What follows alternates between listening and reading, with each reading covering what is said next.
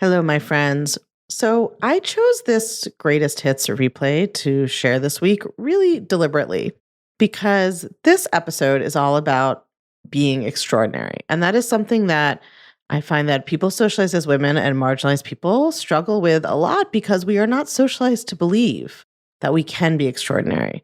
And in fact, we're socialized to believe it's arrogant to think we can. And it's somehow sort of selfish to even want to be. And that just by virtue of trying to be great or extraordinary, we are putting ourselves above other people and insulting other people. And that in order to not do that, we should not try to sort of rise above our station, right? And I think it's even more important these days because what we're seeing is a kind of social regression on gender equality, on LGBTQIA rights, on the status of the most marginalized people in our community, the undocumented, people of color, women. And that social retrenchment, social regression, right, is part of kind of how justice movements happen throughout history. There are always steps forward and steps back, right? Had Civil War and then Reconstruction and then Jim Crow and then the Civil Rights Movement. And we're having kind of another setback in some ways now, culturally and legally.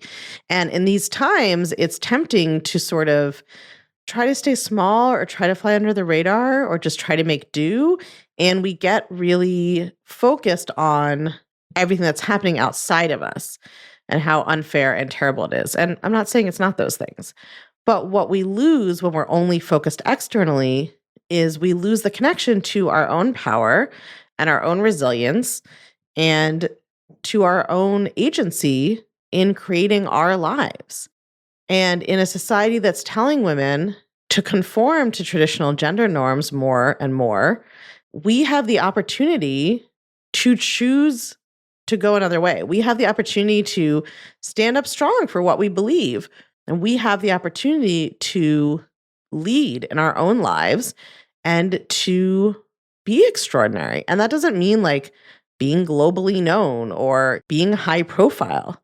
It just means being extraordinary in our commitment to our values, being extraordinary in our commitment to living an intentional life, right? Being extraordinary in our commitment to expressing our potential. Because what's ordinary is to not do those things. What is ordinary is to let life happen to you.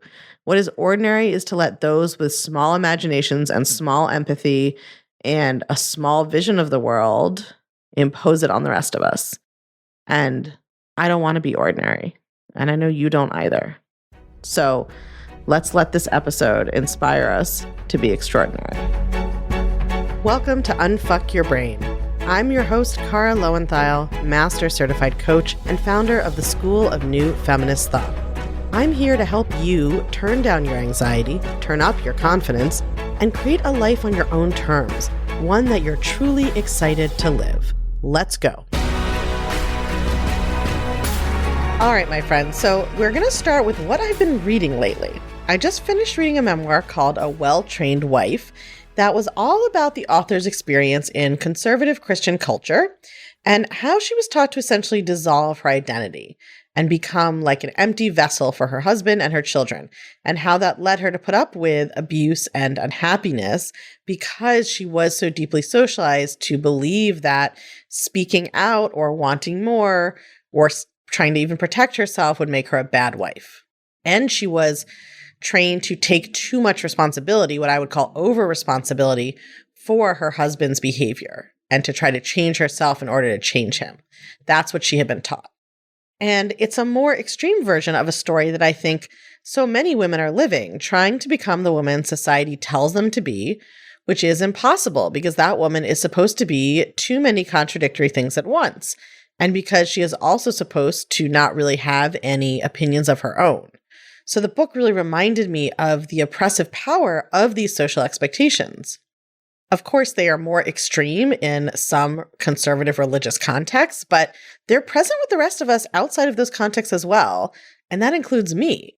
The past few weeks, I have been writing and thinking and teaching you all about the concept of your future feminist self.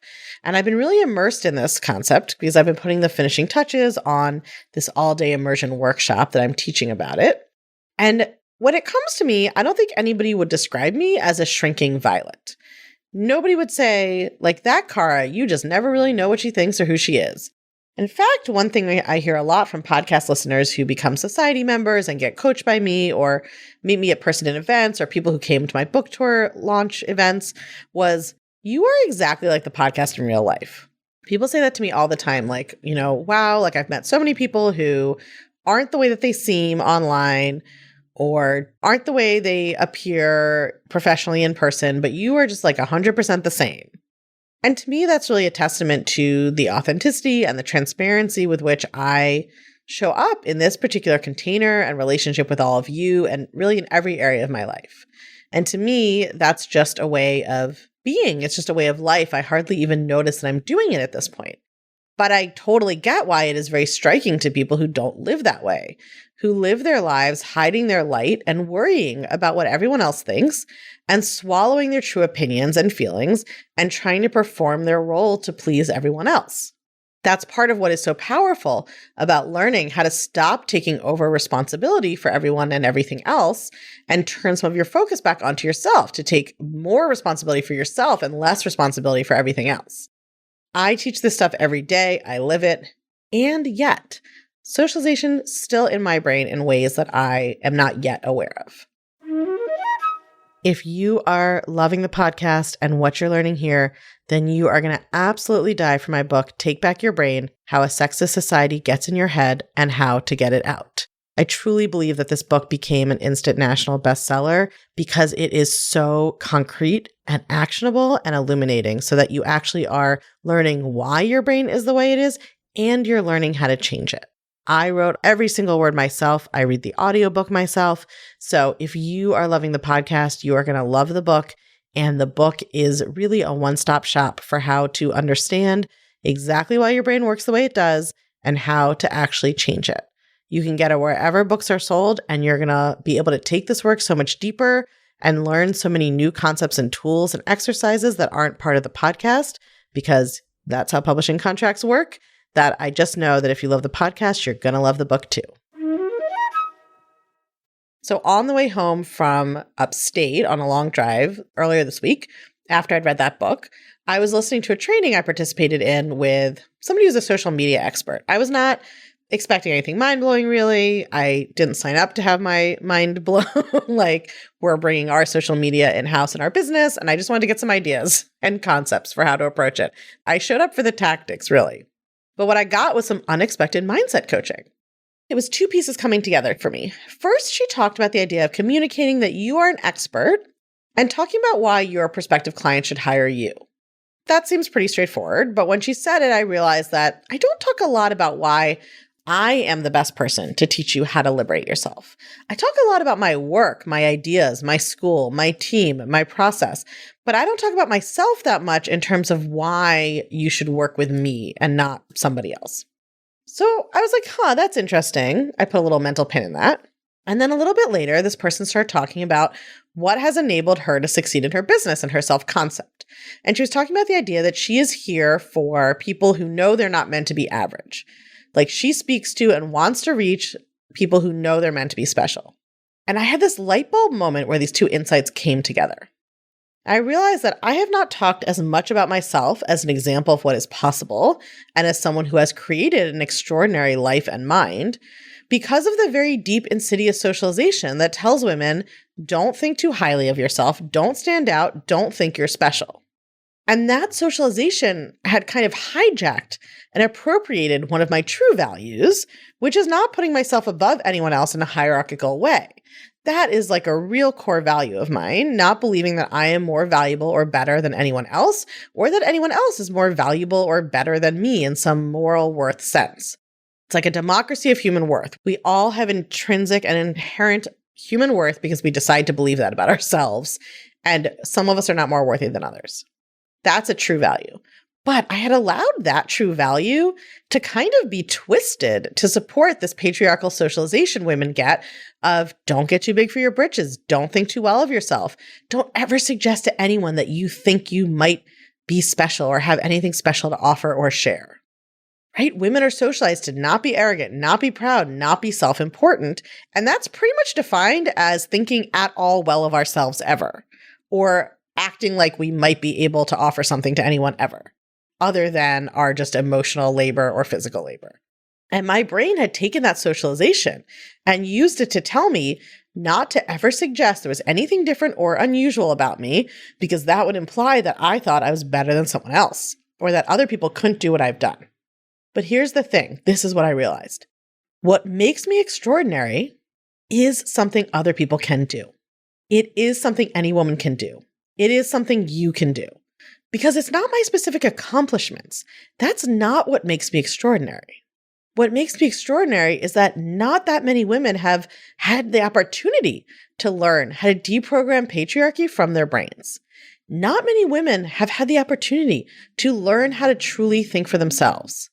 Not many women have learned to stop being over-responsible for everyone else and start being responsible for their own lives. Not many women have learned to stop living 100% for everyone else and start living for themselves as well. And that's because not many women have had that opportunity, have been exposed to the work that would help them do that. That's what's extraordinary. It's not the details of my dream life, because those are the details of my dream life. Your dream life may be extremely different. But I have shied away from talking about myself as an example of an extraordinary life because my deep subconscious socialization said, don't make this about you. But talking about my life is not actually for or about me. That was part of what I realized. When I heard this social media expert talking about her extraordinary results, I didn't feel fired up about her life on her behalf, right? I wasn't thinking about her at all. I was feeling inspired to be more bold and forward with my own life. I was fired up about me. I was not thinking about where she was going next. I was thinking about where I was going next. And that is the moment that I realized that showing up more as an example of what a woman can have as an extraordinary life, of what an extraordinary woman can experience, is not about me. It's about you. Because, and please forgive the Christian terminology here, it's just such a good word for this, being like a living testimony of feminist mindset work and what is possible is not actually making it about me. It's not about me. It's making it all about you. I am proof of the power of the work, as are thousands of women who've gone through the Feminist Self-Help Society with me. And you are proof of the power of feminist mindset work for everyone around you. So taking myself out of the equation, focusing on the work, not talking about myself, about my conviction, my dedication, my effort, my returns and results and outcomes, that's a disservice. Not just because I don't show up as the example of what is possible when I don't share that, but because I don't show up as an example of a woman who is owning the power of her unique self in the world. And that's what I'm supposedly teaching all of you to do, to be extraordinary. Because who taught us that only a few people can be extraordinary? We assume that the vast majority must be ordinary, and only a few can be extraordinary. But what if all women did this feminist mindset work? What if all women learned to access their future feminist self? What if all women learned to become the power in the world they want to be? Maybe we would all be extraordinary. Maybe that would become the new ordinary, and we need a whole different word to describe it. Because everyone's extraordinary is different. Some of us want to be on the cover of magazines. Some of us want to break generational cycles of trauma and abuse in our parenting. Some of us want to raise alpacas in the mountains. Extraordinary doesn't mean a particular size or shape or type of life. It definitely does not mean a life that looks like mine. It means going beyond what has been ordinary for women. Because being ordinary for women has meant having no self at all. That's the future I want to see. A future where all of us are extraordinary. Because historically, what was ordinary was for women to sublimate themselves to everyone else around them, to become an empty vessel for society to use. And what I want to see is every woman being her own version of extraordinary. If you're loving what you're learning on the podcast, you have got to come check out the Feminist Self-Help Society. It's our newly revamped community and classroom where you get individual help to better apply these concepts to your life, along with a library of next-level, blow-your-mind coaching tools and concepts that I just can't fit in a podcast episode. It's also where you can hang out, get coached, and nerd out about all things thought work and feminist mindset with other podcast listeners just like you and me. It's my favorite place on earth, and it will change your life, I guarantee it. Come join us at www.unfuckyourbrain.com/society. I can't wait to see you there.